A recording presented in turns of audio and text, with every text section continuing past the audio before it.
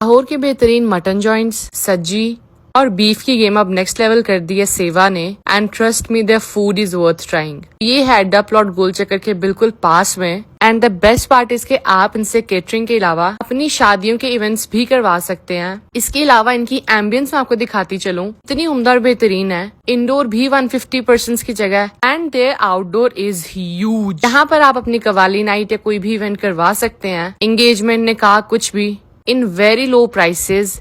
और काफी रेस्टोरेंट्स में ना बच्चों के लिए प्ले एरिया नहीं होता, तो यहाँ पर आपके बच्चों के लिए प्ले एरिया भी है। सबसे पहले मैंने ट्राई किया इनका tropical sunrise drink and oh my God this was refreshing. Haris अपना कॉम्प्लीमेंट्री मिंट मार्गरीटा ट्राई कर रहा था।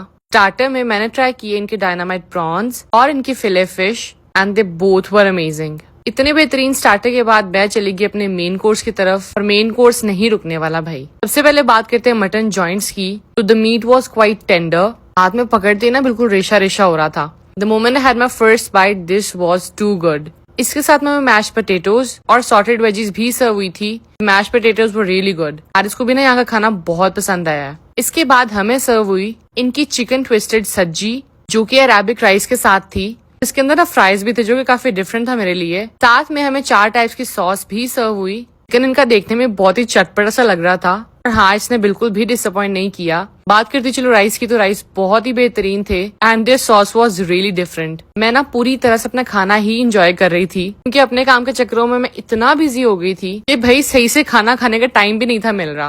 इसके बाद मैंने ट्राई किया सेवा सिग्नेचर प्लेटर, जिसके अंदर मटन, बीफ और चिकन तीनों ही थे। सबसे पहले थी हमारी मटन चांप, फिर हमारे चिकन कबाब, बीफ कबाब और काफी सारा बारबेक्यू भी था।